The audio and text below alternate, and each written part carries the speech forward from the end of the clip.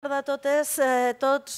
Moltes gràcies per acompanyar-nos en aquesta última activitat en el marc de la Bienal de Pensament Ciutat Oberta que hem organitzat a l'IEMET en el marc d'aquesta Bienal. Aquesta activitat, a més, és una activitat que hem organitzat a partir d'una idea que va venir al fer l'últim número de la revista Afcaridees, que editem a l'IEMET, en el qual ens vam atrevir i ens vam decidir a parlar de sexualitat i de canvi a la Mediterrània.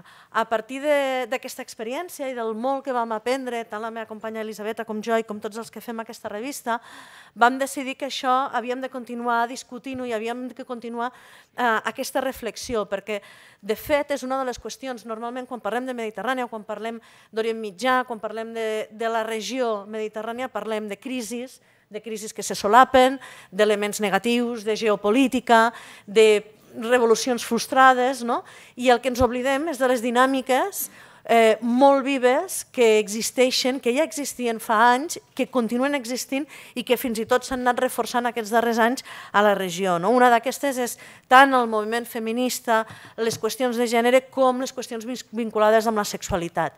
No és que estiguem en un moment de revolució, o sí, però el que sí que hi ha és un debat obert i un debat que afecta tant a la riba nord com a la riba sud.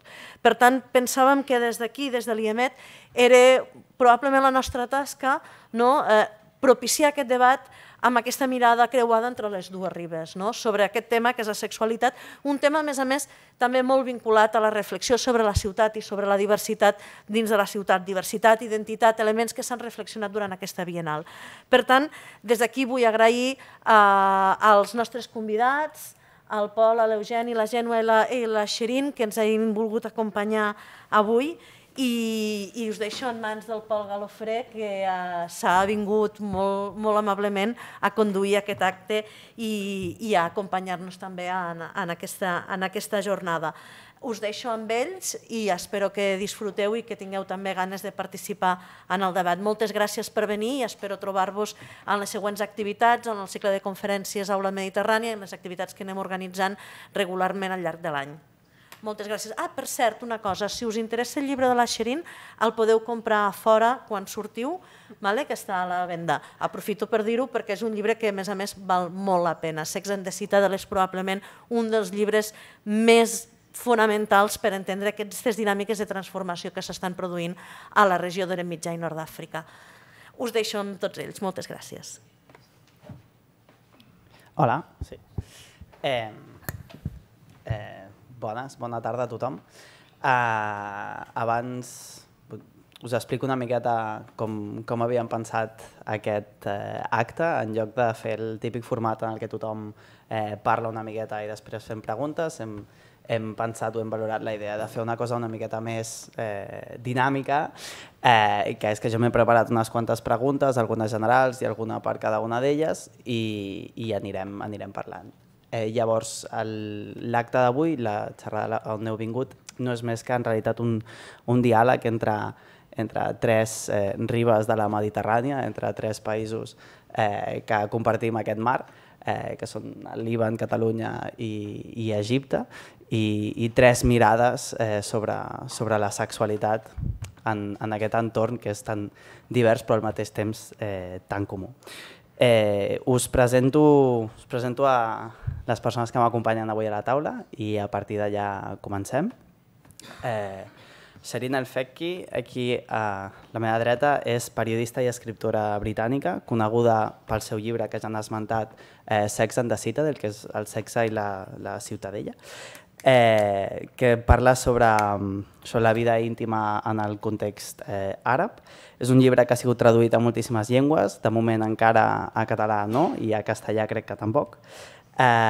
És doctora en immunologia per la Universitat de Cambridge i pel que he vist d'alguna xerrada en TED també experta en VIH. I des de ja fa uns anys que va començar a investigar sobre emancipació i sexualitat femenina a Egipte i arrel d'Egipte a altres territoris del món àrab. I com a periodista també ha treballat a mitjans com The Economist o Al Jazeera. Aquí a la meva esquerra tenim Genwa Samhat, que és activista pels drets humans i per grups vulnerables a Beirut, al Líban. i ha estat directora executiva de l'associació HLEM, també a Beirut. I allà al fons tenim l'Eugeni Rodríguez, que suposo que és conegut per moltes de les que sou aquí. És un gran reconegut activista pels drets de les persones LGTBI a Catalunya. Ja fa moltíssims anys que milita. He trobat una biografia seva que diu que va entrar al FAC al 85. Ja són uns quants anys. Jo no havia nascut encara. I a part de formar part del FAC i ser-ne el portaveu, és president de l'Observatori contra l'Homofòbia i també és una de les persones que ha participat en la redacció de la llei contra la LGTBI-fòbia. Dit això, començo. La primera pregunta que faria, i és una pregunta per totes, és que em doneu una pinzellada o una idea sobre com creieu que ha canviat la visió social sobre la sexualitat i el gènere a cada un dels vostres territoris en els darrers 10 anys. I que comenci qui vulgui, no ho sé.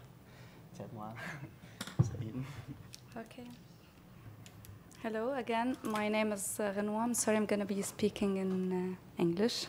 Well, as for my reflection on the social changes regarding sexual and bodily rights in Lebanon, as I work in Lebanon, my expertise is in Lebanon. The sexual rights movement started as an underground movement in 1998, which is 20 years ago. So relatively speaking, there has been a lot of progress compared to how it was, because it started as an underground movement between a very limited number of individuals who just wanted to talk about their sexuality and gender identity, and then it moved into becoming a more structured thing, and then it became an institution, which is HLEM, an organization. But we still do not have our registration number. And today we function publicly. We have our campaigns, we have our allies, we have our programs, our spaces, and so on. So I would call that a lot of change and progress, yes, indeed. I mean, I think it's an interesting time frame to choose. I mean, 2008, and more conventionally, people talk about the Arab Spring, right, since the beginning of this decade. And I'd have to say that I think on the surface of it, it appears that the Arab Spring has sort of entered the deep freeze. And certainly if you're standing in Egypt, that's very much the case. But I think what's interesting is that, as Genwa was saying, beneath the surface, things are stirring. And so, although politically, it's a very difficult situation in Egypt and in many countries, I would say that in terms of talking about sexuality, we are having conversations now that simply didn't exist. I mean, I started researching Sex and the Citadel in 2008, and at the time it was a very rare woman, for example, who would come forward to talk about sexual harassment, let alone more serious forms of sexual assault. And now flash forward, and this is now firmly on the agenda. It's talked about publicly. Politicians in many countries across the Arab region are happy to talk about their human rights credentials by presenting what we're doing on women's rights, and in particular on gender-based violence. So I'd say that we have seen steps forward in many domains, particularly if you're looking at the conversations, and particularly conversations that young people are having on the internet. For instance, there are conversations about sexuality because we have very little sex education across the Arab region, at least formally in schools, and yet it's really fantastic, the opening of the space. The challenge that we have is taking these sort of nascent public discussions, and whether it's happening online or offline, and actually translating that into real world, real life, real time action. And so there is still a gap between what people are saying and what people are doing. Now, usually the gap is, a lot of it is happening under the table. So people are doing everything but not talking about it. And in some cases, governments are talking about things, but the change is not actually happening on the ground. So the real challenge we have, as 10 years ago as now, is how to bring the appearance and the reality closer together. Eugeni? Bueno, hola, bona tarda. Primer de tot, donar les gràcies a l'Institut d'Estudis de la Mediterrània. I bé, Jo començaré, clar, el 2008 sortint sobretot des del punt de vista, a Catalunya, al nostre país, i des del moviment LGTBI, sortint d'un gran debat que es va donar a l'estat espanyol, que va ser la llei del matrimoni, que havia tingut també el moviment LGTBI amb un gran debat, de tenir els drets per veure què fèiem amb els drets, i d'alguna forma també el recorregut que es fa, jo crec que fins a arribar al 2018, sí que és un sentit més coral, més ampli, més inclusiu. A Catalunya es dona tot el procés de construcció de l'OLGTBI, d'un concepte més obert i sobretot el repte que teníem, el moviment d'anar més enllà, perquè és un moviment que hem tingut que aplicar molta pedra per aconseguir que ens garanteixin els drets. Es va donar el 2014 amb una llei que sortirà al llarg del debat, però més que el tema de la llei va ser el que va significar, després del tema del matrimoni, que el nostre moviment no es quedés en un carreró sense sortida. D'alguna forma ampliar tot el que significa el poder posar sobre la taula tota una reparació que no ha hagut. Jo parlo ja des de la meva biografia, que deia el Pol, jo soc de l'Hospitalet i moltes vegades recordo que hi ha un tema sobre la taula que no s'ha fet, que és aquesta reparació, aquesta violència que moltíssima gent que tenen la meva edat ens hem tingut que interioritzar. I per una altra part jo crec que també és important l'arribada de les polítiques públiques LGTBI a Catalunya. Sobretot s'han apropat, sí que hi ha una visió, una fotografia que jo trobo en més colors, que seria que abans era impensable, que no necessàriament a Barcelona hi ha gent que pot anar al seu ajuntament, al seu poble, i es pot parlar de LGTBI, de diversitat sexual i de gènere, i que també es pot interlocutar sobre alguna cosa que jo crec que és imprescindible, que és l'execució que puguem tocar amb els nostres dits, perquè és una que necessitem les persones LGTBI, poder tocar realment que sigui efectiu, que els canvis també siguin uns canvis en la nostra vida quotidiana. Doncs ara una pregunta per Genwa. Quina és la feina que feu a Helem i com va sorgir l'associació, si ho pots explicar una mica? So mainly I used to hold the position of executive director at Helem. I was the director for 4 years. How Helem started, it started as an underground movement in 1998 and it became a bit more structured in 2000 through something called Club Free, which was more of an organized movement until 2004 when the members and the board, because it was that organized, they decided to actually start or initiate something called Helem and to actually say that we're gonna be working on sexual and bodily rights and not just use the term personal freedoms as a cover-up for the sexual rights movement. And that was a turning point in the history of Helem. Helem did not receive its registration number from the government, and this is a crucial thing because it can actually stop your work. They can actually stop you from doing your work. They have the right to do this. However, Helem has been sustaining its programs and its work and has been growing since 2004 due to the fact that our main focus is to work with activists, so we can sustain the movement through individual activists who are part of the organization. Helem has been functioning as an organization since 2004, and we have 4 programs which are operating perfectly well. One of them is the Safe Spaces program, which include the community center, which is a space in Beirut, LGBT-friendly space in Beirut that opens throughout the week, throughout daytime, to provide protection and support for LGBT people. And this is major because we do not exist legally, but we do exist in another way in Beirut, and we do operate publicly. We have our public campaigns. We are even invited to meetings by the government, which is a bit funny.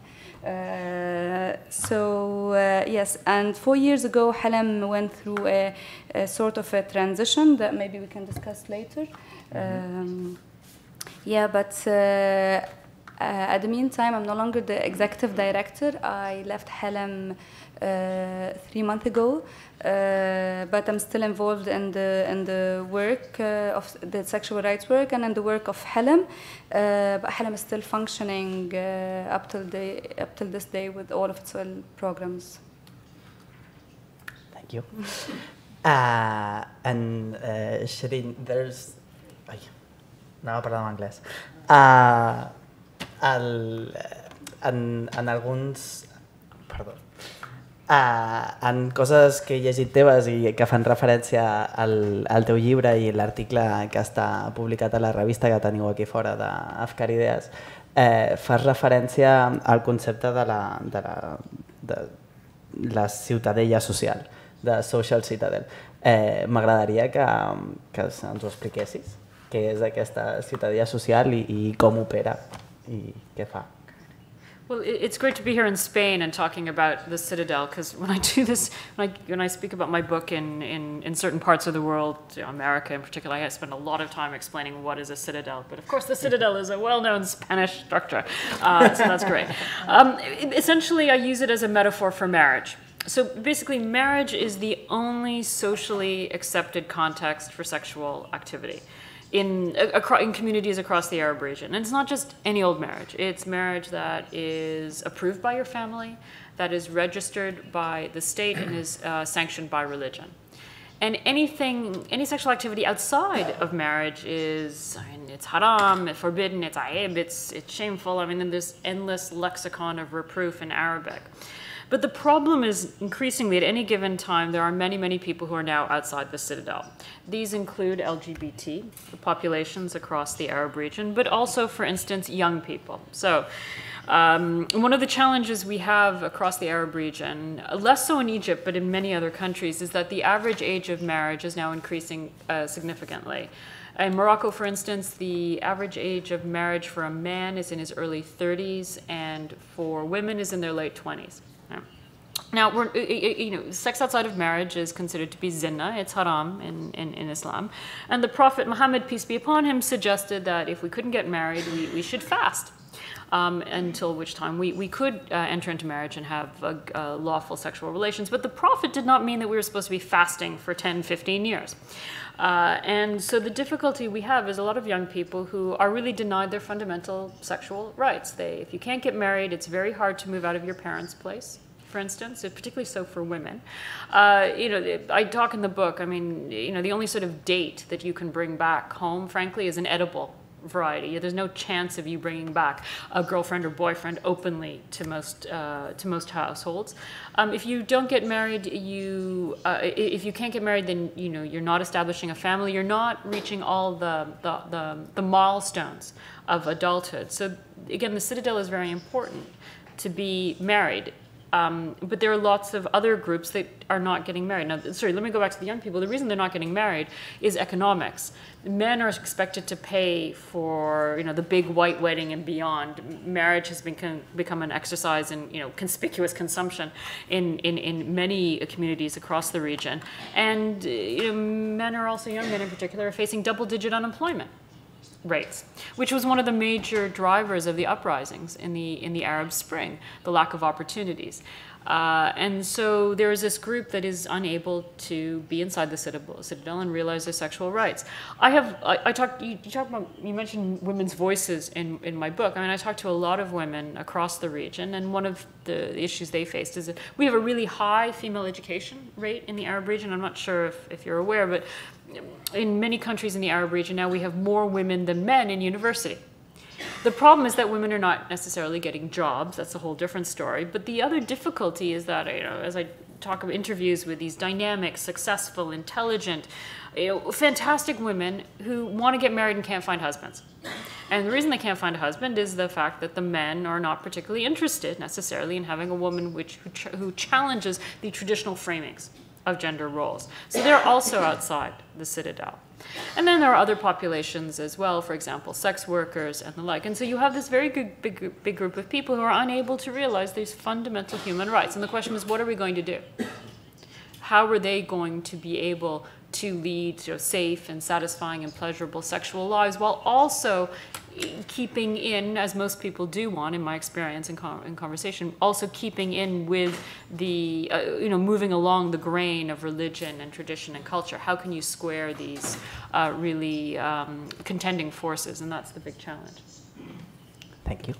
I Eugeni, aquesta és una pregunta una miqueta potser reflexiva, però tu creus que a Catalunya tenim operant alguna forma de ciutadella al voltant de la sexualitat o de les identitats de gènere, potser no en la mateixa escala, però hi ha alguna restricció social que també opera aquí, com per trazar lazos?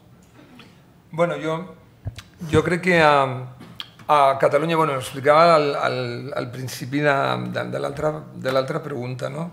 Jo crec que realment, posaré un exemple, jo soc carter, i quan es va fer la llei del matrimoni, m'explicava molta gent, companys de correus, perquè estava també al sindicat i anava a reunions per tot l'estat, que tu et podies casar, però no podies expulsar el nom a la bústia. No podies expulsar el nom a la bústia perquè significava que estaven visquent dos homes o dues dones. O sigui que aquesta ciutadella existeix. O sigui, d'alguna forma és curiós que, clar, es va fer la Casa dels Drets i Llibertats LGTBI, però es va fer i no teníem ciments, o sigui, es va posar el mobiliari, que era el matrimoni, amb uns ciments que realment no existien prefabricats. Per tant, aquest exemple tan petitó a mi em va fer reflexionar molt, o no podien demanar els 15 dies, no? O sigui, en l'Estatut de les Treballadores tu tens 15 dies si et cases, moltíssima gent no ho demana perquè realment et casaves, però no podies demanar aquests 15 dies perquè no podies dir a la feina, no? O sigui, teníem aquestes contradiccions, per tant, la ciutadella ha existit i existeix. I també, ja que hi som, quina és la feina que feu a l'Observatori contra l'homofòbia?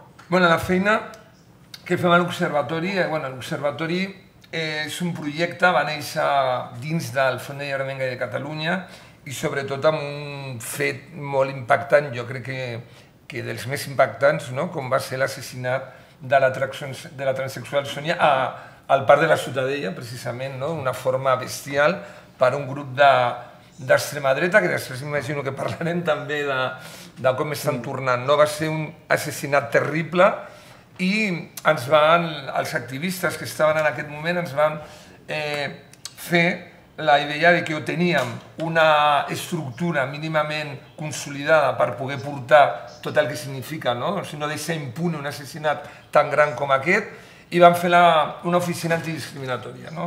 Va ser bastant important perquè ens va costar 3 anys que es detingués els assassins de la Sònia, que anessin a judici i que paguessin per primer cop a la història, en un cas de transfòbia, que paguessin per el que havien fet, tot i que després van sortir per com era en aquell moment el Codi Penal. D'aquesta idea va evolucionant fins que en el 2008, justament, que com tu deies, per això m'ha agradat, que va passar 10 anys. Fa 10 anys ens vam constituir com a Observatori contra l'homofòbia el 2008. És un observatori que treballa per l'erradicació de la lesbofòbia, transfòbia, bifòbia, interfòbia. Neixem també en un moment que l'instrument que estem preparant, que volem tenir, és aquesta llei, una llei que sobretot és una llei perquè hi hagi un canvi de paradigma, sobretot a nivell de protocols, a nivell de com tractar el tema LGTBI a l'escola, a la salut. Algunes de les poquetes coses que hem tingut a Catalunya ha estat poder-nos basar en aquesta llei, com el tema del protocol per a les dones lesbianes i bisexuals, el tema de revolució assistida, també en el tema de les persones trans. L'Observatori funcionaria sobretot, a part d'impulsar, jo no vaig redactar la llei, la vaig impulsar, aquí també tenim el Joaquim Roqueta, que vam estar colze a colze, fem aquesta tasca. Sobretot tenim el tema de l'atenció a la víctima. El tema de la víctima era un tema desconegut a Catalunya, sobretot quan ens referíem a persones LGTBI. Jo crec que amb això, per exemple, avui hem fet públic un cas d'una dona trans, i a part una dona que està treballant en una ambulància i un usuari l'agredeix, no vol que sigui, és increïble, però això ha passat fa 15 dies, no vol que sigui la persona que l'està tractant i l'amenaça. Llavors, per exemple, estem portant aquest cas com ho portem perquè dins de la província de Girona no ha tingut cap mena de suport ni de la policia local, no coneixia la llei, ni de les institucions que hi ha a Girona. Per tant, aquesta dona s'ha adreçat a nosaltres, hem donat l'atenció perquè és necessari que la persona sàpiga, perquè moltíssimes vegades la persona té interioritzat que el que li està passant és normal, que és com la tasca que has de pagar. Aquesta tasca la fem amb professionals, que tenim aquí el Cristian, amb el tema psicològic, i també li oferim que ella triï de les possibilitats que hi ha perquè no quedi impune el que li ha passat, doncs que triï com vol que ho faci. En aquest cas, aquesta dona ha volgut que sigui molt contundent, perquè també és en l'espai de feina. I llavors hem preparat, ella primera ho va fer amb els Mossos, demà ho portarem al jutjat, i el que sí que farem és aquest recorregut, que és farrugós, però que d'alguna forma ella ha triat. I una altra de les coses que fem com a observatori també és el tema de la formació. Avui, el divendres ho farem públic, però en 4 anys hem fet més de 128 formacions a diferents punts del Principat, creient que és una part importantíssima el tema de la formació. I després també m'agrada sempre dir que, tu ho deies, jo vinc també del FAC, en el FAC tenim clar, és una altra lluita, és el trencament amb el marc social estable. L'observatori és una mica poder, el que deia al principi, donar-li a les persones aquesta garantia, però que la garantia es pugui tocar. No som neutrals, són dependents del govern, i dic que no són neutrals perquè no és un observatori que miri els casos de transfòbia i els apunti, no, estem contra la transfòbia, és a dir, també hi ha una part, per això vam canviar el nostre logotipo, que primer era un ull que mirava i ara està tatxant, perquè d'alguna forma el que volem fer és incidència amb el tema en concret i sobretot amb un lema que ara el recuperem, que és no a la impunitat, és a dir, no pot sortir gratis a un acte de violència vers una persona LGTBI, sobretot per aquest canvi de paradigma que ha de significar que la persona agredida vegi que d'alguna forma la seva dignitat, en el sentit que el que ha fet a l'altre no és gratis i que realment té uns mitjans per poder fer la seva reparació. Merci. També volia dir que si en algun moment voleu intervenir o dir alguna cosa i apuntar el que diuen les companyes, sou més que benvingudes. Jo no mando aquí, bueno, mando un poco, pero lo justo. Però segueixo. I una pregunta per tu, Ketma, que està una miqueta relacionada amb els conceptes LGTBI, i és, crec que no la solucionarem avui, pas, però és aquesta noció des d'algunes tradicions postcolonials o decolonials, i per coses que he parlat amb gent i que m'han explicat, hi ha aquesta consideració de que les identitats de lesbiana, gay, transsexual, intersexual, són identitats colonials, vull dir que són identitats que han aparegut a través d'una presència europea o nord-americana. Jo això hi afegiria que la identitat heterosexual llavors també, que si no, lo creamos todo. I us volia preguntar a tu i també si Shirin, si tu vols afegir-te també, si creus que aquesta part té una part de veritat o si creus que aquestes identitats són traslladables o si ens perdem coses quan agafem identitats d'altres llocs i les traslladem al nostre territori. Que això és una cosa que he vist d'alguna manera o que està molt present amb el fet trans, com hi ha altres realitats i altres maneres d'entendre el gènere que de sobte amb aquesta globalització d'internet desapareixen perquè agafem un concepte com més globalitzat, més estadounidenc, etc. Llavors, aquesta pregunta amb aquestes identitats.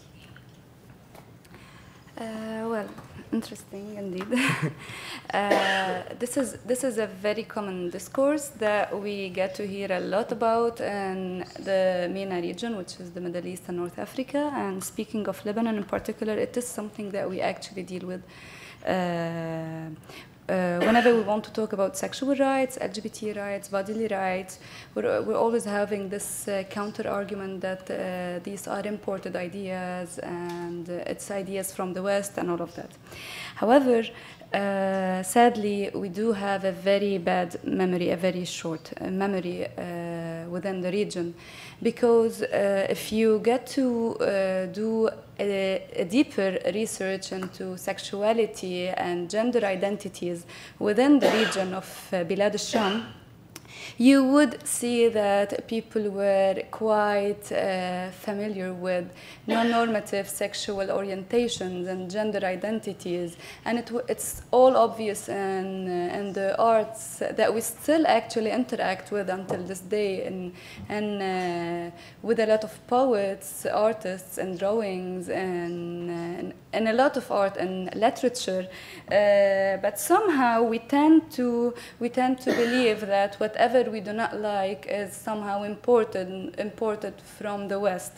However, during the colonialism, the production of these taboos was mainly rooted by the French, for example, in Lebanon, and mainly the French, not the Ottomans, because the patriarchal system was actually triggered by the countries that colonized countries in the Middle East and North Africa and Africa and other countries that are still struggling with issues until this day. For example, in India, maybe 2 months ago, they just decriminalized homosexuality. This is what we know, this is what the media tells us, but what we miss upon is that criminalizing homosexuality was actually among the articles within the penal code that the British put in India. So the way I see it is we struggled with liberating our lands, and we mostly succeeded, and now we're into another struggle of actually freeing our ideas and ideologies and getting more in touch with our history and with our true authentic identities. As for the international adaptation, yes, there are international adaptations, but aren't we doing this among all other themes in our life, within our clothing, the devices we use, the languages we speak, on institutional level, like the educational institutional systems, the medical institutions? Doesn't all it fall under like one identity? Even the research that we do, we're always falling under schools, under institutes that are globalized. So why would we want to speak about the sexual rights movement being an imported identity or theme from the West, and not speak about the fact that everyone is being colonized by the fact that we fall under institutions and imperialism? And this is something that I think needs a lot of exposure in the media, and perhaps the alternative media is starting to work on this, but it's gonna take a lot of time. But people who work in the field are aware that no, it's not an important idea from the West. And we're trying actually to stress on the fact that we will bring the history back, and we will show people that this is our history. This is how we existed before 1880 and 1860 and 1850. And it's only by bringing the history back is that we can convince people that we existed this way, and it's only right to exist this way. And it's only right, maybe if you want to fight for your own identity, you have the right to do this, but we cannot just dig history down and pretend that it did not exist. Shireen, do you want to add something? Yeah, I mean, it's very interesting that 1,000 years ago, Western European Christian commentators were complaining about how sexed up the Arab region was, and in particularly Islam. It's really fascinating if you look at some of the early Christian commentary on Islam. I mean, one of the major indictments of this upstart faith that was challenging the Christian dominance was that, how can Muhammad, peace be upon him, possibly be a man of God, he's so sexed up. He talks about sex all the time. And that's because there is a long tradition within Islam of celebrating sex. Islam is very much sex positive. Sex is seen as a gift from God, and it is such a powerful force that it needs to be channeled. And one of those channels is marriage, the citadel. I think what's interesting in going back to the points that Genwa was making is that, I mean, we have these fantastic books of Arabic erotica, many of which were written by the ulama. I mean, they're written by religious figures who saw nothing incompatible with celebrating the pleasures of the flesh and the needs of the faith. And, you know, I can say these books are absolutely fantastic. And sadly, they're more available now in other languages, in English and French, than they are in Arabic. But there is nothing in these books that were written in, say, 11th century Baghdad. Seriously, you know, The Joy of Sex, Cosmopolitan, I mean, even 50 Shades of Grey has nothing on these books. And what's interesting, if you use this erotica as a reflection of the general openness with which Arab societies and cultures once had with sexuality, it really dries up at the 19th century. And it's not a coincidence, as Genwa mentioned, that, you know, this is the coming of European colonization. And, you know, there's a slow winding down in these books. And then it's very interesting that with the rise of Islamic fundamentalism, and in particular the establishment of the Muslim Brotherhood in the 1920s, it's very interesting that one of the arguments that is advanced by Hassan al-Banna, the founder of the Muslim Brotherhood, is to ask, well, you know, wait a minute, I mean, maybe these Europeans have something. I mean, they're saying, you know, we were once, you know, a great and glorious people, and now we're subject. And the Europeans are saying, well, you know, you people are debauched. You're engaging in homosexuality, for instance. We're famous for that. Maybe they have something. Maybe we haven't controlled our women. Maybe we need to do something about our sexual impulses. So it's very interesting that this sort of Western Victorian discourse gets then sublimated into an Islamic conservative discourse, and really does take off in the late 1970s. So then you start to really see a closing down. But what's fascinating in going back to the old books of Arabic erotica is that today the way that we make sex respectable is to talk about it as a problem. This is not unique to the Arab region. I have to point out this is happening in other parts of the world as well. But in order to make sex something that is acceptable to talk about, respectable, we talk about it as a disease or a disorder or a dysfunction or a disaster. You go back 1,000 years and these books are full of, you know, discussion about sexual pleasure. And what's really interesting, they talk about female sexual pleasure, which is a big problem today. I mean, there are these double standards that we have around sexuality, again, not unique to the Arab region, but very much control and constrain women. There was a recognition inherent in Islam that sexual pleasure is important for men and women, but it is definitely important for women. And to be honest, I mean, there's these fantastic accounts of the Prophet, peace be upon him, in which, you know, basically he's saying that, you know, lackluster lovemaking is positively un-Islamic. It makes you a bad Muslim. So the question that's really important to ask is, you know, how do we get from that to where we are today, which is sex is a misery, basically?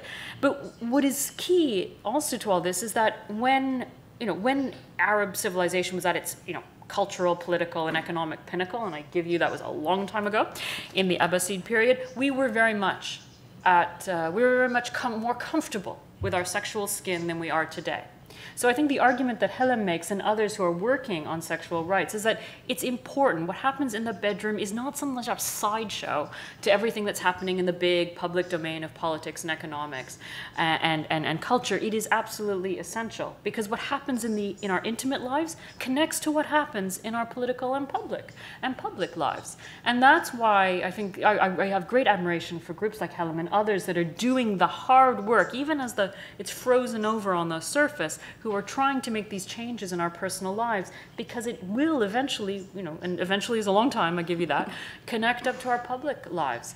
But it's not a coincidence that when we were successful, we were also much more at greater sexual ease. Tenia com una pregunta que està com relacionada amb això, que potser ja has contestat, no? Però com pot ser com pot ser que un text, que el text no ha canviat, l'Alcorà no ha canviat en tots aquests anys, no? O sigui, com pot ser que un text que era llegit per la societat, per qui va ser revelat, com una cosa molt lliure i molt oberta, ara estigui sent interpretat per alguna gent d'una manera tan restrictiva. O sigui, aquí, en la pròpia mirada que tenim sobre el text, ha passat alguna cosa. Sorry. I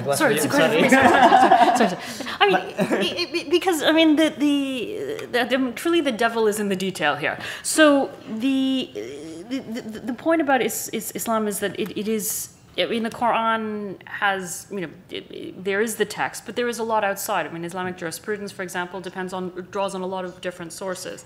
And among them are accounts of the hadith, the accounts of the Prophet's words and actions. And to be honest, in the hadith, most of them related to women and sex are quite frankly spurious. I mean, they have rather inauthentic chains of communication, and they were largely formulated in order to serve the political force of the day. I mean, there's a very tight connection between Islam, the religion, and the state.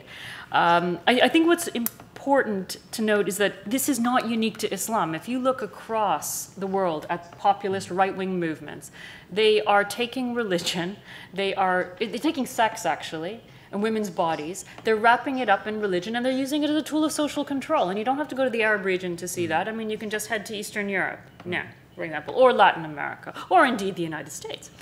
I think here. Well, indeed, I don't dare to comment on that. I leave it to the experts to comment on the situation in Catalonia. But I think what is interesting, and I think Genwa was talking about reclaiming the history, as to be authentically Arab and to be, in my case, authentically Muslim, is to actually, celebrate sexuality.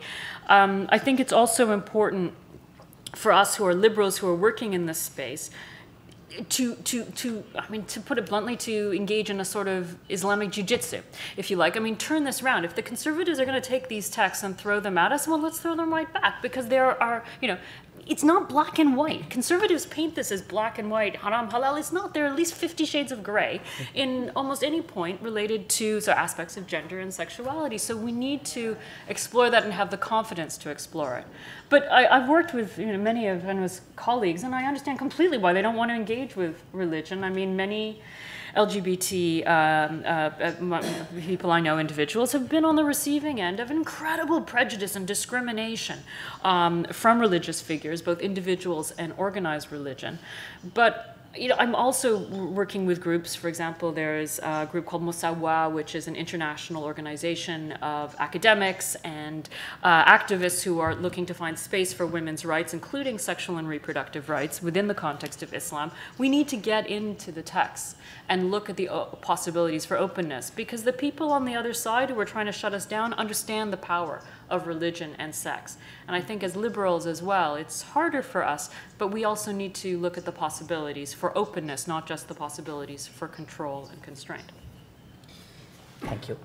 I, Eugeni, en aquesta línia que ara que estàvem parlant, no? Com els fundamentalismes o l'extrema dreta que també està pujant aquí a Catalunya, creus que aquesta pujada, aquesta presència ara, Vox, you don't know it, vosaltres no ho sabeu, però probablement no ho sabeu, però Vox, que és un partit d'ultradreta, acaba de treure molts diputats, quants? 12? 400.000 vots. 400.000 vots. 400.000 vots a les eleccions autonòmiques a Andalusia, i això són molts vots. I és un partit que, com tu deies, agafa una miqueta això, aquest fonamentalisme religiós o aquest conservadorisme social, i el carrega contra les dones, el carrega contra les minories LGTBI i el que fa gran part de l'extrema dreta. Creus, no sé si podries explicar una mica, Eugeni, si creus que això està tenint conseqüències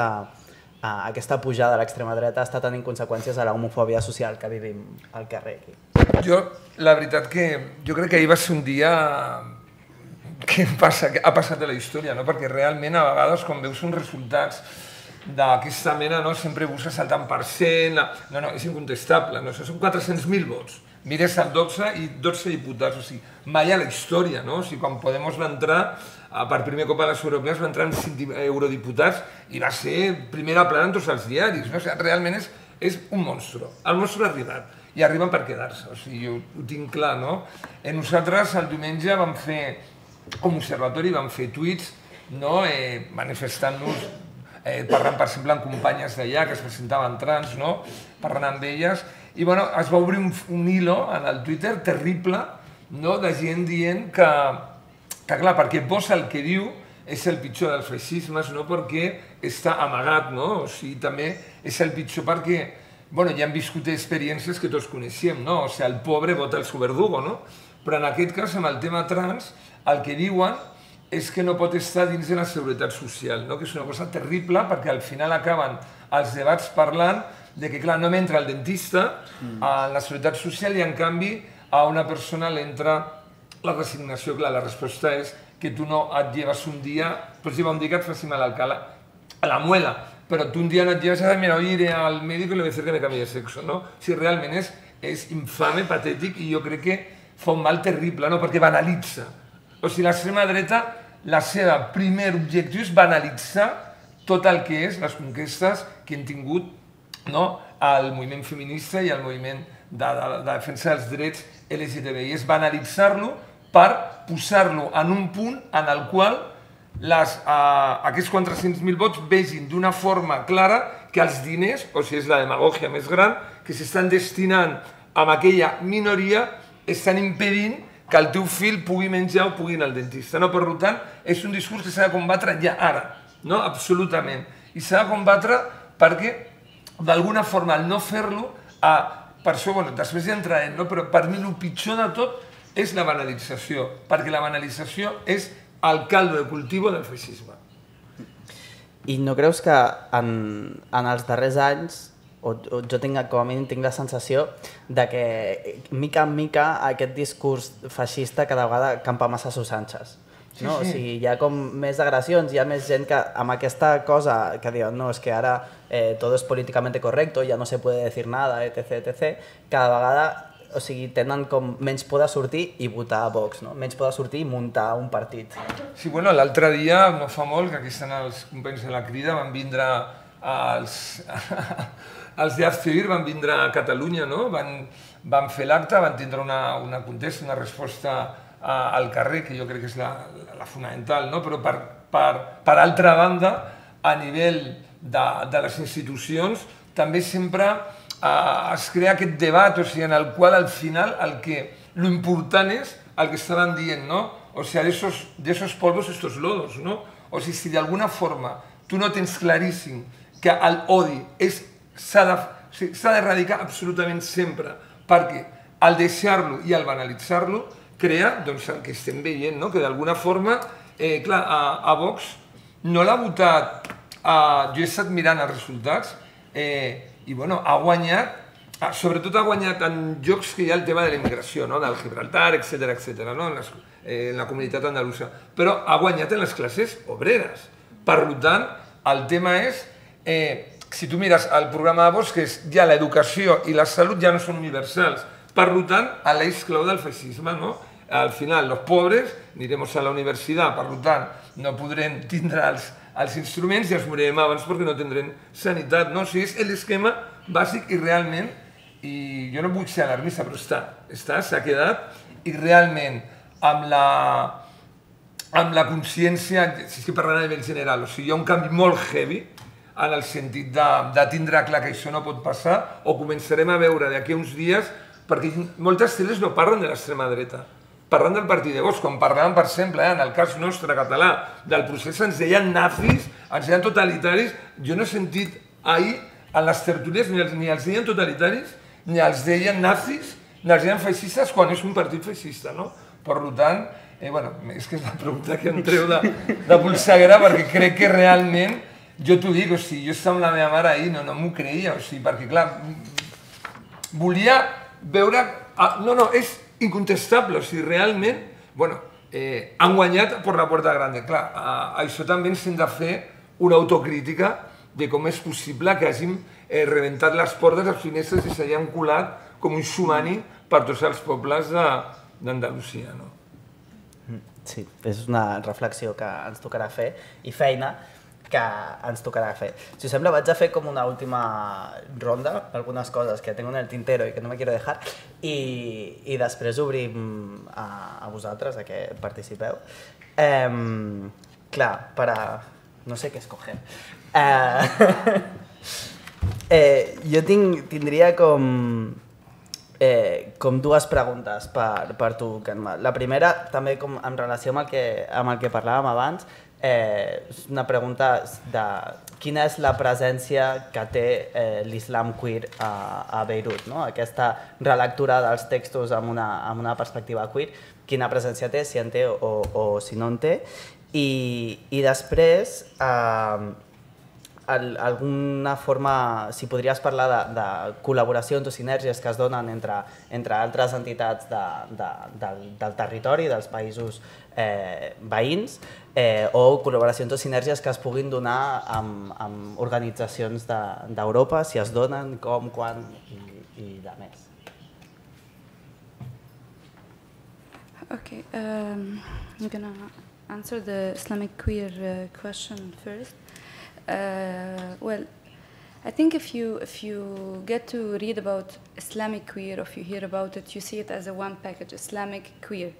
But being part of the context, you get to see that people are mostly raised in religious families and religious environment.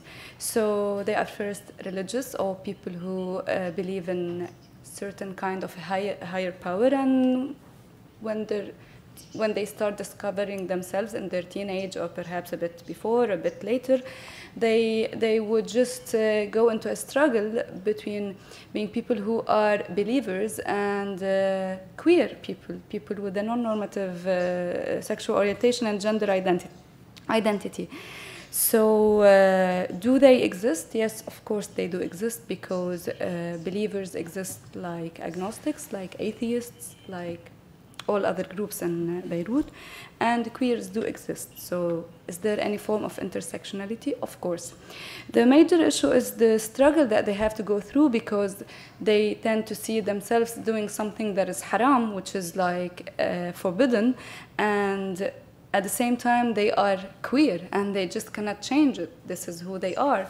So Halam has worked on this issue and actually providing some kind of guidance and psychosocial support into getting them into acceptance of them being believers and queer individual, rather than just fight the fact that because there is this kind of discourse in the MENA region where we tend to attack religion, in particular Islam religion, and to just praise other things above it, and to just actually ignore the fact that some peoples are truly believers and some people are just happy believing in this kind of ideology. So the best approach was to get them into acceptance, and we had a number of tools used. One of them was a series of private talks and open sessions. The open session was held only once because of the threats and the attacks that we had to deal with by religious leaders or ex-religious leaders or people who did some kind of research on Islam and sexuality. And it was quite helpful for people to understand that you can actually not only accept but celebrate and embrace the fact that you are a believer and also a queer. As for the open session that was held, it was actually led by an ex-imam who had to flee Jordan because he was outed as a gay man. It was quite a successful talk, but we dealt with a lot of threats and attacks, so we thought that we should not do this publicly again, just for the sake of the attendees. But do they exist? Yes, of course they do exist. The regional collaboration Halim works in Lebanon, and we intentionally insist on working in Lebanon and only in Lebanon because we believe that we have no right to step over the work of other movements and activists because one, people are leading their own movements in the region, and two, because we do not understand the context the way they do. But do we collaborate on some projects or in some incidents? Yes, of course. The reason behind the collaboration is mainly to provide support and protection in case of incidents.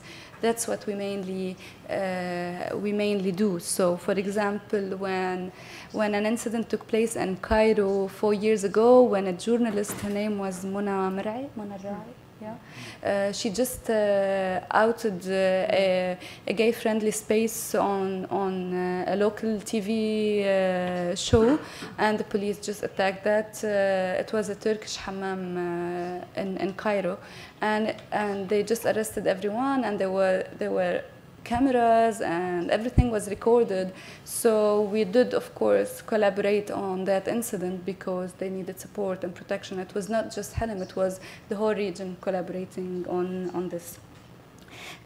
Do we collaborate with the European partners? That was also part of the question. We do have partners from Europe, but they're mainly donors. They do not implement work, but we do discuss the work together. But Halim always insists on actually implementing its own agenda and not compromising the agenda for the sake of funds. Yeah, that's all from my side. Vale. Y Shirin... ok, también tengo que escoger. Jo estic com dividit entre preguntar-te... Sí, et preguntaria sobre aquesta mena, que crec que ho has mencionat una miqueta al principi, aquesta mena de doble rasero o de doble mirada sobre la sexualitat en la que, òbviament, avui en dia amb internet tothom té accés a tot, no? I sé que per exemple, hi ha artistes pop àrabs, egípcies, libaneses i demés que fan videoclips que són exactament igual de sexualitzats que Rihanna i tot això, no? I com es juga... O sigui, com aquesta joventut que de sobte té aquest accés a tota aquesta sexualitat més oberta i de més, com fa aquest juggling, aquest joc entre aquests dos espais en els quals està per un cantó tot obert i sobre la taula i per un altre hi ha aquesta ciutadella i aquesta repressió, no? O sigui, quines creus o quines has vist que són les estratègies del jovent i si creus que això pot canviar en el futur proper, tipo los próximos 10 años. I mean, again, the exposure to music videos, and in particular the corrosive effect of porn, again, is not unique to the Arab region at all. I mean, what is the issue here is the question about sex before marriage, basically, and at the heart of that is actually issues of control of female sexuality, and in particular virginity. I mean, virginity for women remains, as I talk about in my book. I mean, quite literally, it is a big fucking deal across the Arab region, and we have a lot of ways that women are supposed to demonstrate their virginity on the wedding night. And this includes, for example, I mean, we have a practice in Egypt, for instance, called dokhla. It is dokhla, and basically what they do is on the wedding night they put a sheet on the bed, and then when there is consummation of the marriage, the family comes the next day to pick up the sheet and to show it to the family and the neighbors that they have delivered a virgin bride. And this is very important for the collective honor of the family. And this is getting to your point. I mean, one of the tensions here is that, I mean, sexual rights is all about individual rights at the end of the day, and about individual desires and individual impulses. The problem, of course, is individuality comes up against the collective control. In most communities, and in my own family in Egypt, for example, when I get into trouble, which often happens, I can't rely upon the state, for example, to recognize and respect my rights. I got to go and talk to my family and hope they can get me out of this mess using their wasta, their influence. And it's more fundamental for young people, as I've mentioned. I mean, if you can't get a job, you're stuck staying with your parents. I mean, your family is calling the shots. And so it's very difficult to exercise anything, anything which resembles sexual rights when you really don't have individual rights in practice. So it's a real challenge. I mean, going back to this question of virginity, of female virginity. I mean, we have infinite ways of women trying to demonstrate their intact hymen. I'll just tell you one story of a friend of mine. She's a chemist, and her groom, her prospective fiance, was a teacher. He's a university lecturer, and her father was a lawyer, and he continually was calling on the mobile phone of the groom and saying, okay, right, come the wedding night, you must tell us when you have consummated the marriage because we'll come along and pick up the sheet. And this poor man got so anxious. I mean, there's a lot of performance anxiety anyway, because if you're not having a regular sexual life before marriage, I mean, this is the big debut. This is your opening night. And a lot of men find it really stressful. So, I mean, he got so uptight as the wedding night approached that he actually suggested that he take his bride to the cinema that evening and they just go and see a movie. And given all the family discussions, this caused a huge uproar. What, he's not going to realize his male responsibility. And so they went back to the wedding, the hotel suite, and the only way they managed to consummate the marriage was for him to finally turn off his phone. Now, it's interesting he hadn't thought of doing that earlier. And then the next day, her father, the lawyer, came to pick up the sheet of honor to show to the neighbors that, indeed, they had delivered a virgin bride. And we have other ways of dealing with virginity in the Arab region. I mean, female genital mutilation, female circumcision in Egypt, which about 2/3 of girls between the age of 15 and 17 have been circumcised. I mean, that's largely done in order to curb women's sexual desire so that they are cooled, so that they aren't tempted to have sex before marriage and don't make excessive demands of their husbands during marriage. I mean, all these controls and constraints are there on women in particular, and of course it is at odds with what young people are seeing on the internet. I mean, the internet is both a force for good and a force for a source of trouble as well. So one of the more interesting aspects of the opening of this discourse around sexuality I mentioned is that in the absence of sex education, which is so difficult to get into schools because of governmental controls and governmental censorship, really, there are some wonderful sites which have popped up on the internet. Ironically, I mean, I don't know if you found this, Renaud, as well, but I found that certainly on the Arabic internet, there's actually more material available for LGBT populations in Arabic than there is for plain vanilla heterosexual young people. I don't know if you exactly, because there has been a lot of work on LGBT issues in the MENA region, but not on like the heteronormative sexuality. Exactly, so and the money is there, right? I mean, the donors give money and it's an interest for the West. But it's beyond the donors as well, because there has not been any initiatives. You do not see a group of heteronormatives talking about BDSM or sexuality or anything. You do now. You do now. So this is so what I would say is that over the last 3 years, actually, there has been this explosion of new sites. For example, do you know Al-Hub Thaqafa? Okay. So it's this great new site. It's anyone who speaks Arabic in the audience, lmarabic.com. Fantastic news site.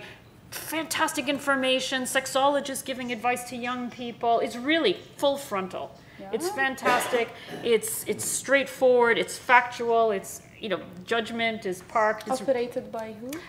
Very interesting question. Operated out of a country which I will not mention at the moment. But we trust the people. The people. It's mainly Egyptians. But we trust the people. I mean, because We trust the people. Yeah, they're very good. It's very good, and it's part of a much bigger movement from what's called Love Matters. It was started by Radio Netherlands, interestingly, and now they have localized groups, versions in India, in Kenya, in China, and they've opened one in Arabic and out of Egypt as well. It's absolutely fantastic. And so, the internet is also giving access to these sort of avenues for information as well. So it's not just the porn and the inflated expectations. There are also some hard facts being delivered as well. But it's a very uneasy line because at any time the government can shut you down, and it doesn't matter where you are in the region.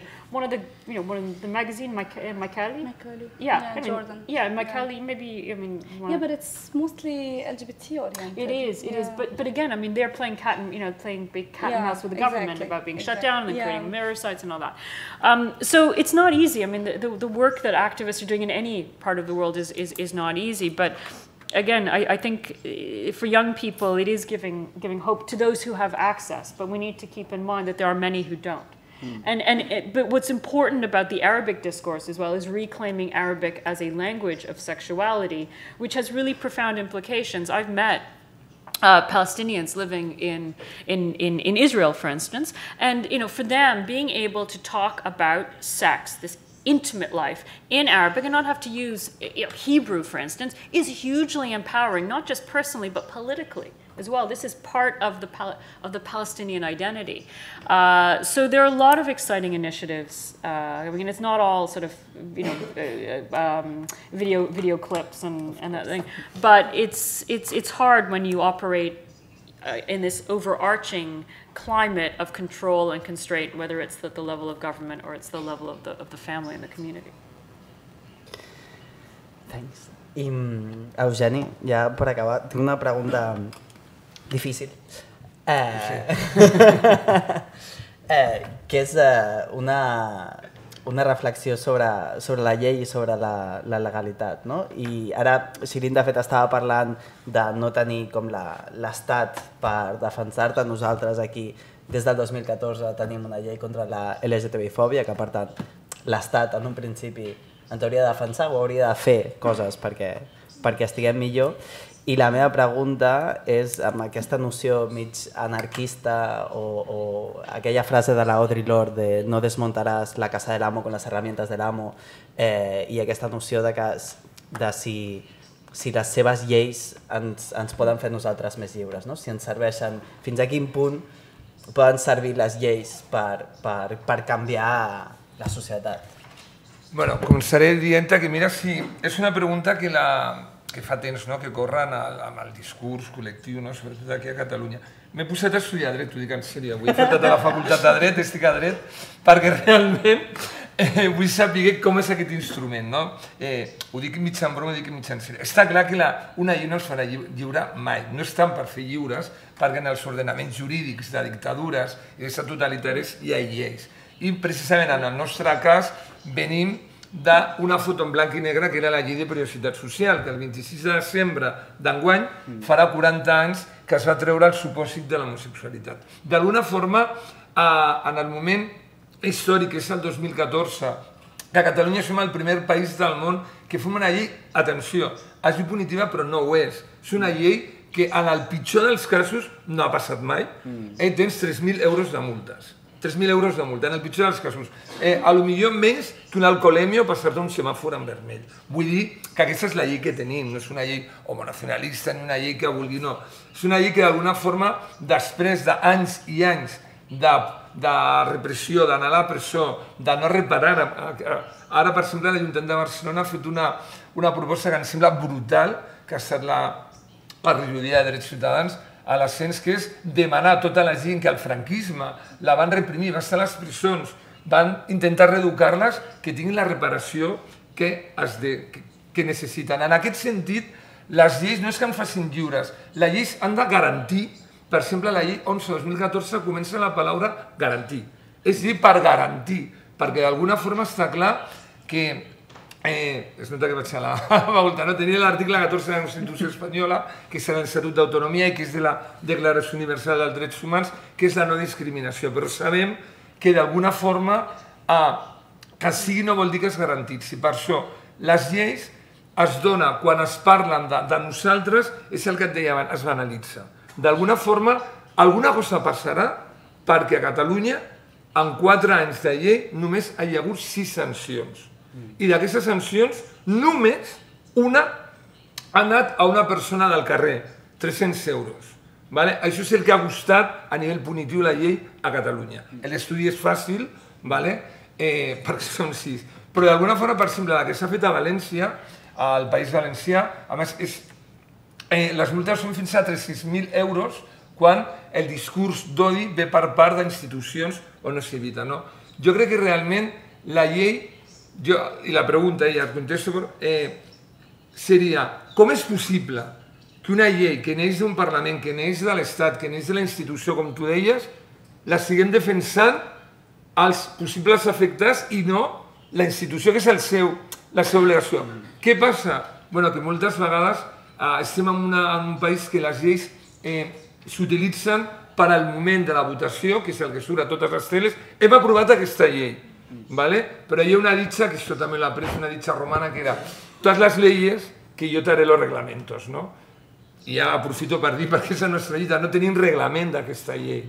Per tant, la llei, què significa no n'hi hagi reglament? Significa que si tu fas una llei per les persones que tenen, per exemple, reducció en la mobilitat i dius que n'hi haurà cadires de rodes, però després no li dones la cadira de rodes, doncs no et serveix per res aquesta llei. Nosaltres, d'alguna forma, tenim una llei a la qual no se'ns donen els instruments i aprofito també per manifestar-me en la segona trampa que jo crec que n'hi haurà a Catalunya, que és una llei per la igualtat, que el que voldrà d'alguna forma és descafeinar un cop més tot el que és la lluita LGTBI, perquè d'alguna forma no hi ha una vacuna que pugui vacunar-te de tot.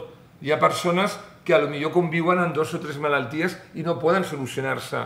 Tots són malalties, tots són discriminacions, però el col·lectiu LGTBI és específica, i cal eines especialitzades i específiques. Per tant, no ens farà més lliures, però sí que en moments de la història ens ha tret la llibertat. Yes, of course. Yeah, I think this is a very common situation in which a good law is better than a bad law, and by a good law I mean a progressive law that recognizes and respects human rights. But the law is a necessary but not sufficient condition for social change. So if you look at the dilemma, just to give you one instance, if you look at LGBT populations across the Arab region, in Egypt, for instance, we actually don't have a law which criminalizes same-sex homosexuality or sodomy, for instance, and yet we have seen record numbers of men and some women arrested over the last 2 years as the government seeks to demonstrate its sort of its Islamic street cred by cracking down on LGBT populations, and so they're often charged with drugs offenses or with this vaguely worded debauchery charge. So that's in the absence of a law. Yet if you look at Lebanon, for instance, Genwa, perhaps you'd like to talk a little bit about some of the really interesting strategic litigation that's been done, where you can't necessarily change the law, but you change the way the law is interpreted, which is really interesting. Yeah, we couldn't actually change the law or abolish it or just keep it frozen, but we could actually go around it in ways, because, for example, the article that is used to criminalize homosexuality in Lebanon, which is Article 534 of the Penal Code, does not state anything about homosexuality itself or about the sexual orientation or gender identity. It states something about the act of sex. So they say an unnatural act of sex, which is mainly interpreted into the anal sex. So mainly this is the discourse or this is the ambiguity within the article that the lawyers have been using to build upon it a legal model that can be used on the longer term with victims of arrest under Article 534. We have won 4 cases by far, which is a lot of cases, given the maybe the background of the judges that we deal with, and not only the background, but also a lot of judges that do express that they, on a personal level, they do believe in personal freedoms, but they cannot jump over the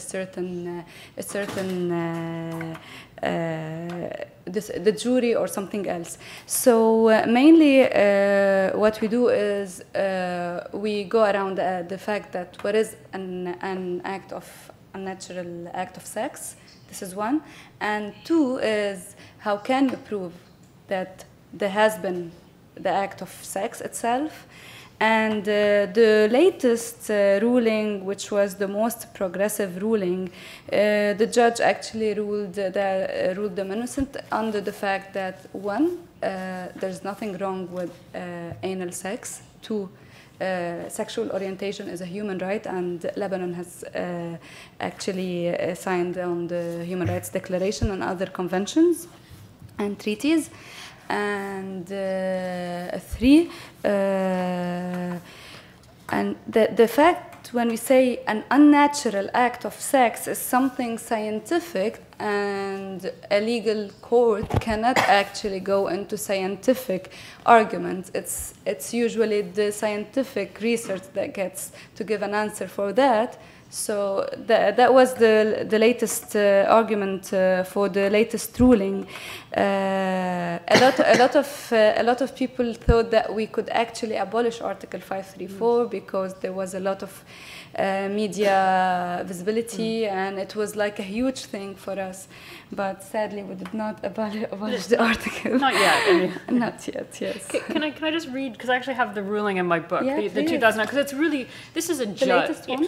No, from 2009, Patron. Okay, but it's really beautiful because this is, so again, as Genwa said, I mean, the article is criminalizing unnatural sex, and so the judge wrote, man is a part of nature and one of its elements, and one of its cells, and no one can say that any of his acts or behavior is contradicting nature, even if the act is criminal or offending, simply because these are the rules of nature.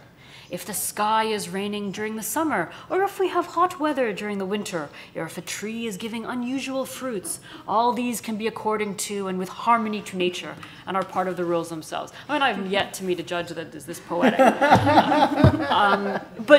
I think the really interesting point that's being made here is that, you know, the very direct, alatul mubashir, very confrontational approach, like femin, okay? So femin rolled into town post-Arab Spring and started, revealing all. This is not the way to get social change in the Arab region. I mean, in most cultures, in most climates, I mean, it's along the grain. We're not talking about sexual revolution here. We're talking about sexual evolution. And so, whereas we can struggle with very formal models of change that are common in other parts of the world, it's not to say that things aren't happening in the Arab region. It's just that we have to move to a different beat and a different drummer, basically. Thank you. It's very interesting. I con esta nota obrim el torn de preguntes. Tenim temps per algunes preguntes. Aquí. Et veu un micro pels traductors. Gràcies. Soc en Quim Roqueta, president de Gais Positius, i us volia preguntar, una mica sentint les dificultats que teniu a l'hora de parlar de sexualitat i una mica del col·lectiu LGTBI i cap al col·lectiu LGTBI, com podeu fer vosaltres prevenció del VIH i d'infeccions de transmissió sexual? I d'altra banda, quins serveis podeu donar a les poblacions clau, sobretot a homes que fan sexe amb homes gais, bisexuals, homes que fan sexe amb homes? D'alguna manera, com ho podeu fer? Entenc que segurament aquestes idees d'internet, però hi ha tasques que són molt de tu a tu, de proximitat, que suposo que és molt difícil d'arribar-hi. Com ho feu, com ho treballeu i com transmeteu una mica l'evidència científica, la realitat i tot el que té a veure amb la prevenció i l'atenció també a les persones que ja viuen amb el VIH. Gràcies.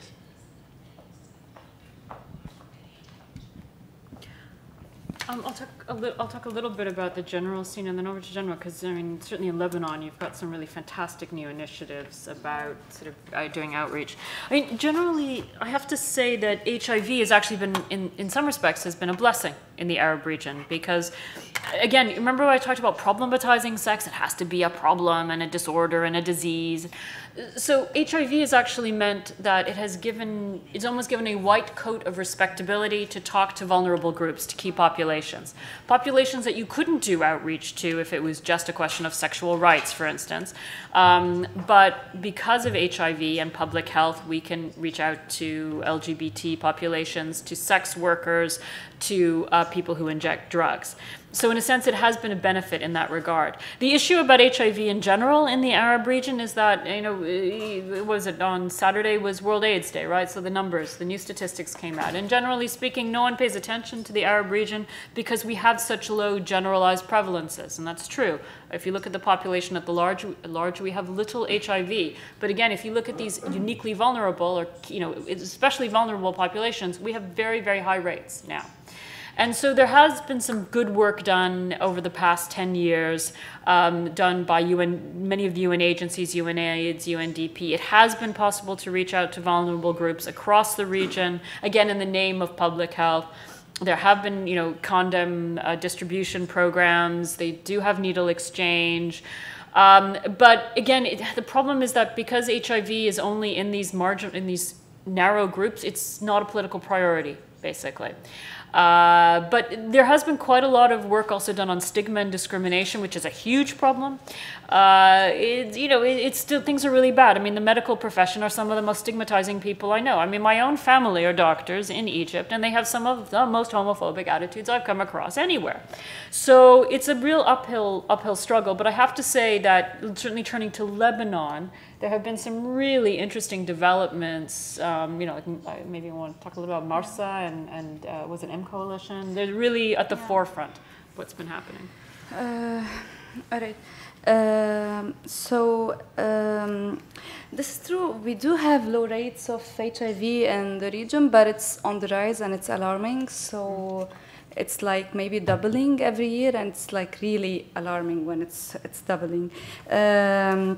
Mainly in Beirut, we have created sexual health clinics or sexual health department within NGOs that have proven to be human rights oriented, LGBT friendly, who are progressive, who you can talk to. So for example, in Hilm, we had something called Sexual Health Clinic, and it was quite a success. It was a project, and it was quite a successful project until we realized that people are actually having or stressing on this misconception that the origin of HIV is gay man, and stigmatizing more on gay men, and so on and so on. So that's when Hilm decided to actually have the Sexual Health Clinic as an independent organization called Marsa, and Marsa now plays a major role in prevention using harm reduction approaches rather than abstinence and other approaches promoting for abstinence. Sexual health clinics and sexual health departments such as M Coalition, SCOON, and other NGOs are quite friendly, and this is the major key into actually getting people into getting tested or asking about STIs, HIV, and other STIs. I wanted to add something. I just cannot find the note here. So yes, mainly this is how we try to do it.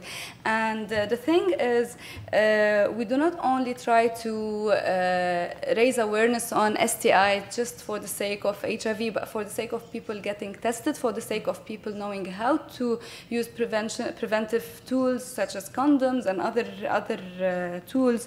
And 3 is to tell people who are HIV positive that you can actually live having this virus, but you just need to get the treatment, because a lot of people become resistant to actually getting the treatment when they acknowledge their HIV status. So it has been a very hard struggle, and we do have the National AIDS Program, which is run by the Ministry of Health in Lebanon. Not the best program in the world. We're not very happy about it, but still, at least we have a program, so we can work as a coalition. We have a very structured network. We work along.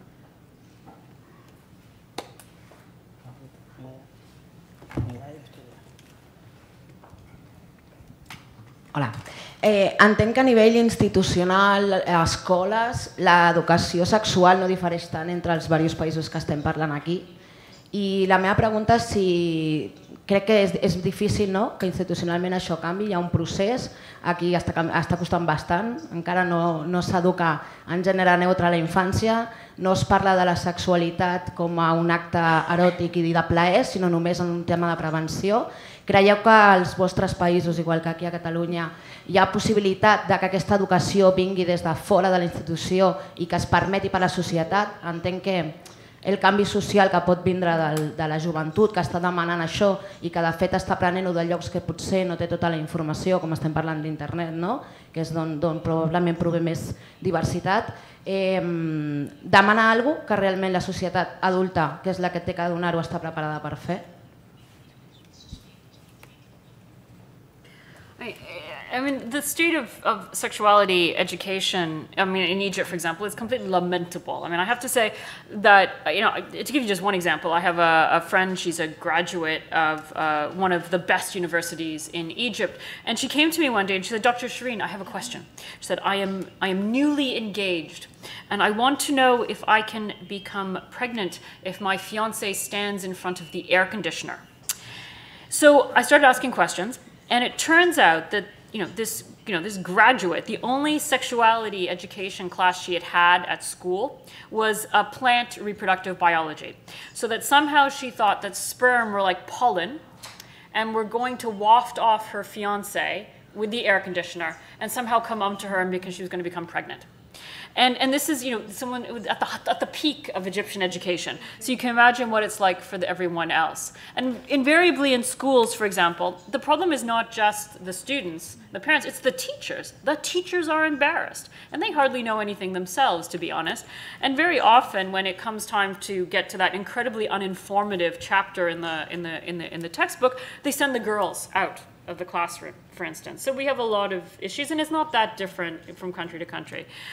In my book, we don't have time to talk about it, but I do give the example of a group called Montada Gensaneya, which is a forum for sexuality. It operates in Palestine, in Ramallah, in very conservative communities, and also in Palestinian communities in Israel. And it has done a fantastic job of getting sexuality education into schools, and not using a standardized curriculum, because it simply doesn't work. It was started by a wonderful educator called Safat Amish, who studied sexuality at New York University. She did a master's in it, and she realized that the approach that's used in the West, and indeed the approach that's used in Israel, is just not going to work for Arab communities. So she has created this way of getting these classes, making teachers feel comfortable, making parents feel comfortable. And part of the education is educating parents. Because one of the things is when you start educating the student, the kids, and then the kids start to come home and talk, and the parents have no idea what's going on. So they have a very holistic way of approaching sexuality education. And it's really interesting because she also understands, again, that we don't exist as individuals in these societies. We are part of a collective. So you're not going to get the change we want to see if you're just doing it individual by individual. You have to work at the level of the community. It's all there in the book. This is an advertisement for anyone who wants to buy the book. It's outside. But again, it's one of those examples of taking what we know from the West and how things are done in other parts of the global South, understanding our own culture, and then creating something completely different, which is like a hybrid, and it works very well. And I think it would be relevant also to also parts of Europe, certainly.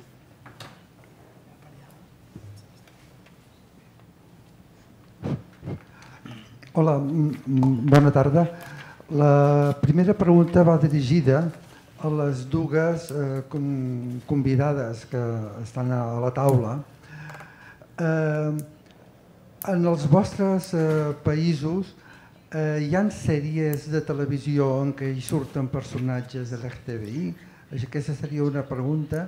L'altra, arriben a les pantalles dels cinemes pel·lícules occidentals en què els protagonistes són gais o lesbianes, bueno, LGTBI, i després, si per exemple Elton John va donar un concert en algun d'aquests països, com es presenta l'artista, el cantant? S'especifica, es parla de que el seu marit l'acompanya, dels seus fills adoptats. I l'altra pregunta va dirigida especialment a Genwa. Tinc entès que les particularitats de la societat del Líban són molt importants les pertinències religioses. És a dir, entre els àrabs, els cristians, els maronites, i voldria saber si s'entra de vegades un conflicte que hi hagi algun parlamentari d'una religió concreta presenta una llei i els altres el puguin contradir. O en aquest cas, les religions sí sempre estan d'acord per anar en contra dels drets individuals.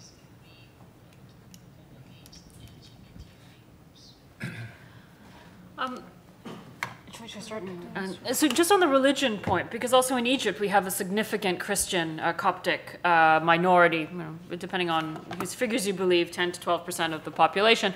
Generally speaking, I know there's this impression in the West that somehow the Christians are a little more sort of liberal and westernized, but that's simply not the case. I mean, historically in Egypt, for example, Muslims and Christians grew up side by side. We have, female circumcision in the Muslim population. We also find it in the Christian population as well. So interestingly, I think this is also true in Lebanon. Sex tends to be one of these issues. They might be fighting over everything else, but they just agree on exactly. Not agreeing on. Yeah, let's just take the most repressive approach. Yeah, and it's the tie that binds. On the part about the media, and I'm going to speak specifically about Egypt because the media is quite different in North Africa versus Egypt versus Mashriq, Lebanon, and that part of the region, and of course in the Gulf as well. I mean, we have censorship in Egypt, for instance.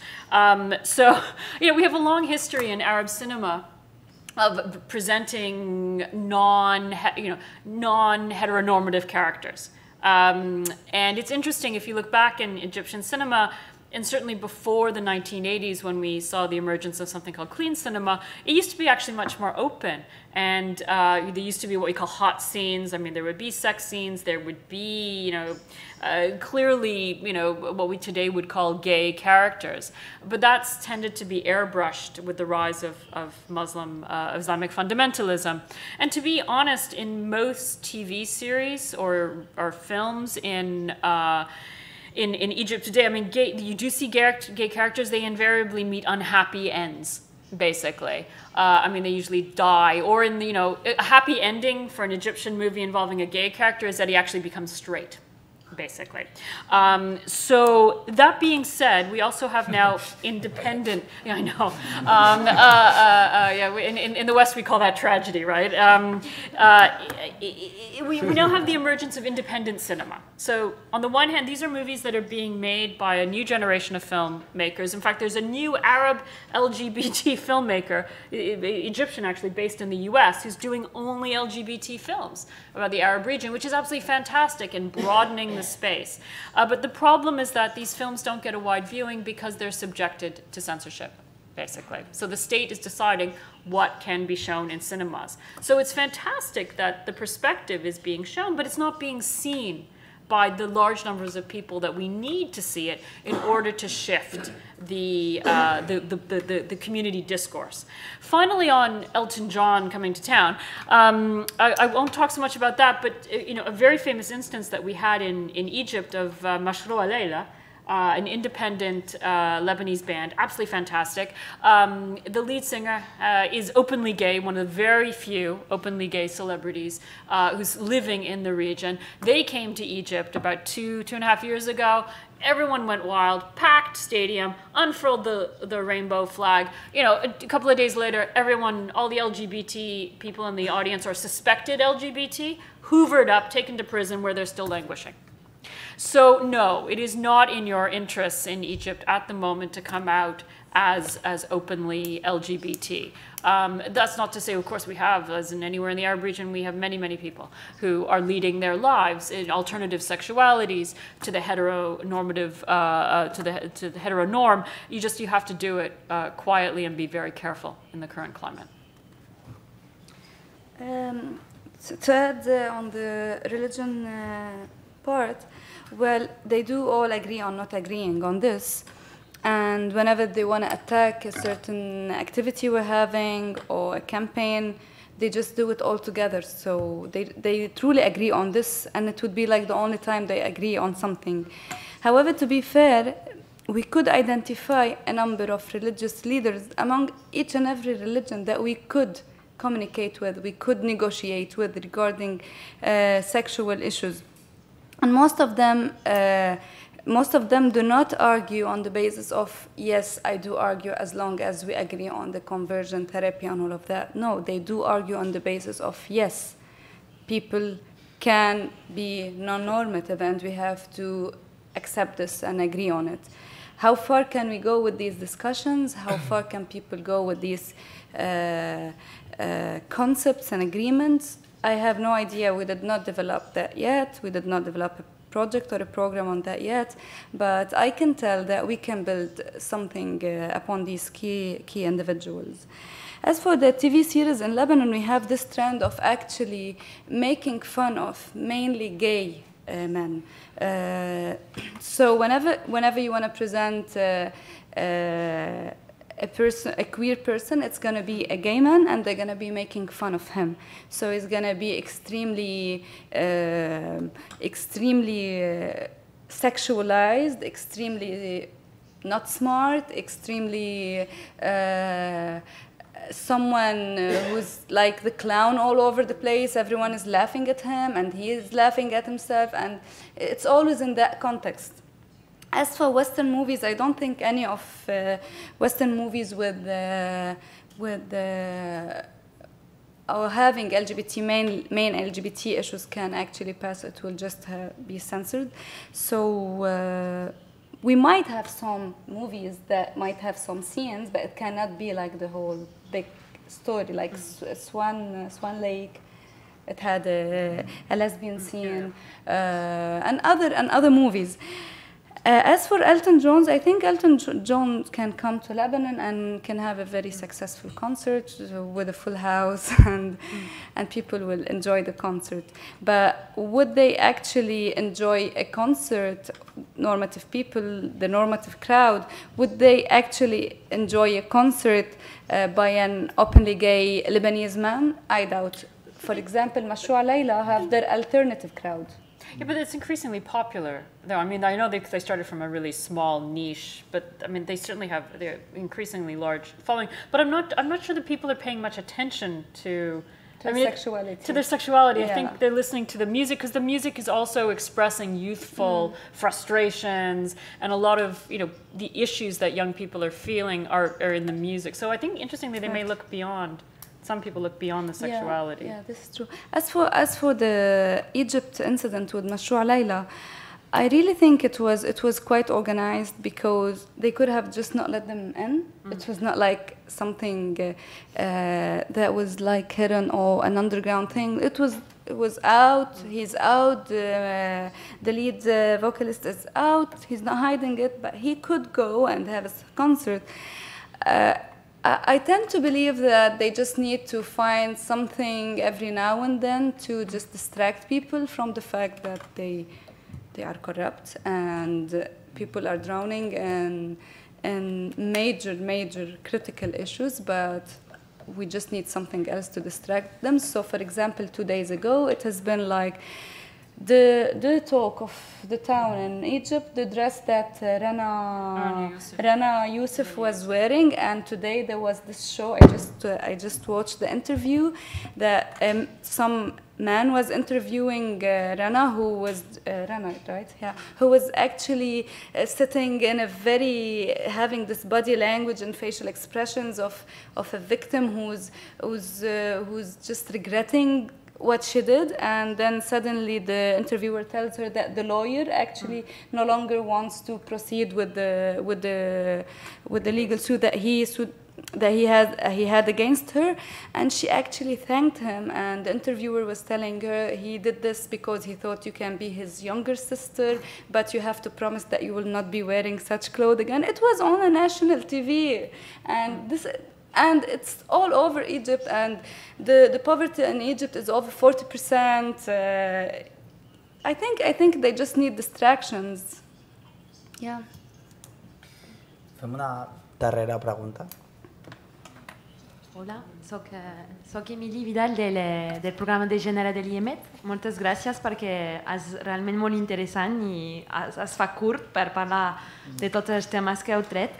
Jo només volia tornar a lo que deia Sherin dels matrimonis i també com les xarxes socials i internet evidentment està canviant la forma de relacionar-se i segurament també de pal·liar a la manca que hi ha d'espais per relacionar-se entre joves i volia saber si tenia la curiositat, que ho podria buscar però aprofito que esteu aquí, saber si les aplicacions, les apps per trobar parella o per tenir relacions sexuals que són tan famoses, Mythic, Tinder, etc., arriben, vull dir, la gent les utilitza, estan censurades, com això penseu que pot canviar també les maneres una mica de trobar parella i trencar una mica amb els models hegemònics que coneixem.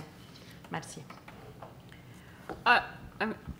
So, yeah, I mean, of course we have Tinder, of course we have Grindr. I mean, maybe you'd like to talk about, I mean, the fantastic research that groups in Lebanon have been doing using Grindr to understand aspects of the LGBT population. Now that's NGOs using them as a force for good. You've got to remember that on the other side, governments are also watching, right?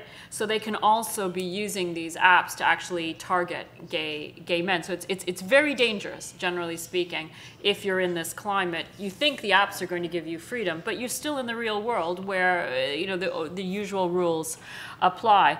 I mean, these apps are also very popular in the Gulf states as well, where they haven't been blocked, where physical interaction is a little harder in some contexts. Of course, it happens, but it's just a lot easier to connect electronically. I think at the end of the day, I mean, this is part of the evolving model of marriage. In my own family, to give you an example, I mean, in my own family, my grandmother had an arranged marriage. In my father's generation, my uncle had an arranged marriage, and my grandmother basically took all of the cousins and basically paired us up like animals on the ark, basically, that each cousin would be with each cousin and we would walk off and get married together. So, thankfully that didn't turn out to be the case.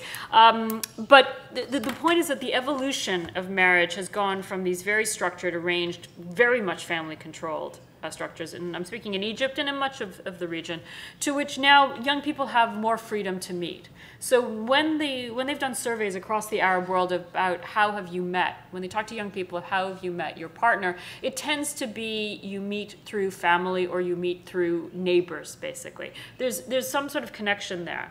But and you can meet on Tinder as well, but at the end of the day, the family is going to get involved at some level. Because marriages at the end of the day are not about two individuals, because our societies are not about individuals, they're about families and collective. So the family will get involved, and that's when everything starts to go sort of nuclear, if you like, in terms of the complexity and the expense. So again, these new developments, the technology, like all the social media is in the Arab region, it's just being grafted onto existing social structures, and it can often be used in different ways than you see elsewhere in the world.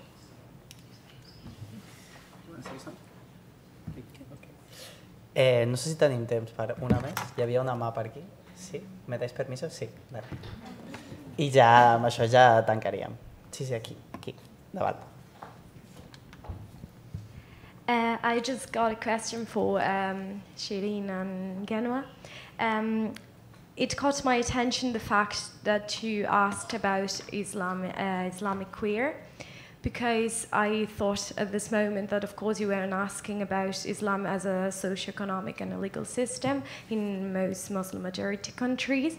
And I'd like to know that in a theoretical basis, if we can talk about Islam and queer theory or feminist theory as a concept itself altogether, or we can talk just about feminism, if you want, like another type of ideologies. There are many feminisms, and we cannot talk about just one feminism. What is your view on that? I mean, certainly there is Islamic feminism. I mean, it has some really very distinguished scholars who are reinterpreting the text. I mentioned this group Musawa, which does some fantastic work. In the subject of LGBT, and again, in the interaction with religion, I mean, there are multiple ways of interpreting Islamic scripture around homosexuality.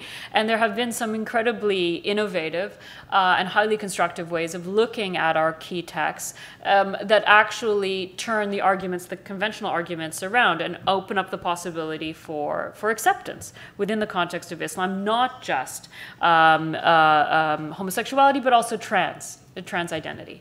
The issue, I think, though, is that this highly constructive, I mean, this is ijtihad, really, I mean, this is the openness to interpretation, is not happening in the Arab region very much. I mean, I don't know how you find this, but I mean, the most, to my mind, the most innovative and really people who are pushing the boundaries are in a sense, I mean, they're in Europe, they're in North America. There's a fantastic group in South Africa, the Inner Circle, which has an international network of LGBT Muslims. I mean, to my mind, one of the problems within the Arab region is that actually Arabs are constrained by Arabic. Because they read the Quran and the key texts in Arabic, in a sense, and Arabic has such a position, and the Quran has such an importance in Arabic, in a sense, it almost puts a straitjacket on you. And these other scholars who are coming to it from different traditions are actually able to navigate intellectually. The problem is that when someone from the outside who does not speak Arabic as a first language comes to the Arab region and then tries to make these arguments, suddenly, you don't understand in the way that we understand because Arabic is our language. So there is a little bit of linguistic and religious snobbery, to put it bluntly. But that's not to say that there aren't, fantastic alternative ways of thinking about non-heteronormative sexuality within Islam. It's just that they haven't quite got the same traction in the Arab world as they are having in other parts of the Islamic world. If I might add, well, I would ask myself, like, would feminism fall under one definition, or would queer theory have just one clear definition? I think there's always this space to merge between Islam and feminism, Islam and queer theory, and we're just focusing on Islam because it was the subject, but we can talk about any other ideology or religion or philosophy. And the fact that there are a number of scholars who are actually working on Islam feminism and Islam and queer theory can tell us a lot about that it is a need. People do exist who believe in this religion and who acknowledge themselves as feminists or as queer individuals. And we cannot just tell them you need to choose one identity over the other, because there is always a way to merge things. And I was talking about the ambiguity in Article 534. It's an article that's consisted of 6 or 7 words. So imagine the ambiguity in the Quran. Imagine how ambiguous it can be, and imagine how far you can go within actually building counter-arguments and new arguments. And I think this gives us a lot of space to build upon. Yeah. Val, pues amb aquesta última reflexió sobre teologia queer i Islam queer, que és un mundo superapassionant, us ho recomano infinitament. Ho tanquem, ho deixem aquí. Moltes gràcies a tothom per venir i nos vemos en les calles.